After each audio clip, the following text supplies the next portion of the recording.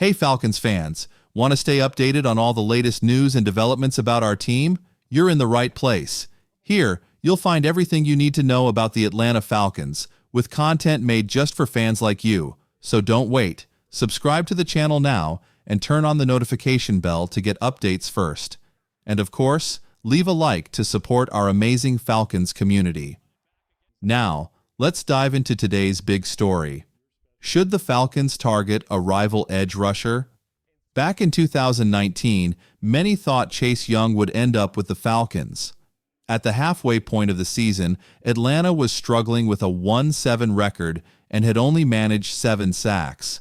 It seemed like a perfect match. Young was a top pass rusher, and the Falcons were in position to pick early in the draft. But then, Atlanta won 6 of their last 8 games, dropping to the 16th pick in the draft. Young, instead, was taken second overall by Washington. Now, in 2025, CBS Sports' Jordan Dajani believes the Falcons should finally bring Young to Atlanta. In his only season with the New Orleans Saints, Young had 5.5 sacks, 21 quarterback hits, a career high, 47 hurries and 66 pressures, both ranked in the top 7 among pass rushers. Young could be a great addition to the Falcons' defense. But can they afford him? The Falcons' salary cap situation. According to SpotRack, Atlanta is already $7.5 million over the salary cap for the 2025 offseason. They also have key free agents to re-sign, like center Drew Dalman. If it comes down to choosing between Dalman or Young, keeping Dalman should be the priority. Still, Young could boost a Falcons defense that finished near the bottom in sacks last season. He played 63% of the Saints' defensive snaps and put together a solid season with 8 tackles for loss, 3 pass deflections. The question remains, will the Falcons make a move for Young, or will salary cap concerns get in the way? What do you think? Should Atlanta take the chance on Young? Drop your thoughts in the comments. Could the Falcons pair Chase Young with Arnold Ebiketie? Last season, Arnold Ebiketie led the Falcons with 6 sacks. He also had 6 sacks in 2023, but that year he played alongside veterans like Bud Dupree and Calais Campbell. If the Falcons want to improve their pass rush, they need another strong edge rusher. That could be Chase Young, another veteran, or a first-round draft pick. Adding another pass rusher wouldn't just help the defense, it could also take pressure off Ebiketie as he enters a contract year in 2025. Could Khalil Mack finally join the Falcons? Things might come full circle for Khalil Mack and the Falcons. Over a decade ago, Atlanta was rumored to be very interested in drafting Mack.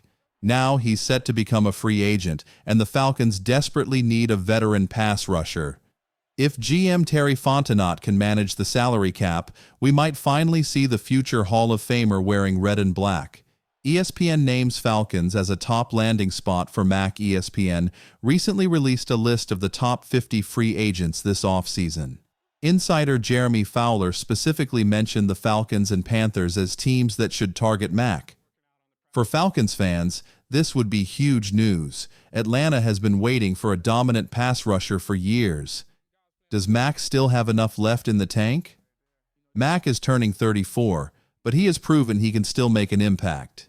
He currently ranks 32nd all-time in career sacks with 107.5. His sack totals over the years: Raiders and Bears, 2014 to 2020. Dominant seasons: Chargers, 2021 to 2024. 17 sacks in 2023, but only 6 sacks in 2024. Even though his numbers dipped last season, Mack remains a game changer. If he hits free agency in March, the Falcons should seriously consider signing him, if they can create enough cap space. A long-awaited reunion? Back in the 2014 NFL Draft, the Falcons were rumored to be trying to trade up for Mack. Instead, GM Thomas Dimitroff stuck with the 6th pick and selected Jake Matthews. The Raiders drafted Mack 1 spot earlier. Now, over a decade later, could we finally see Mack and Matthews as teammates? What do you think? Should the Falcons go after Mack or look for younger talent? Drop your thoughts in the comments.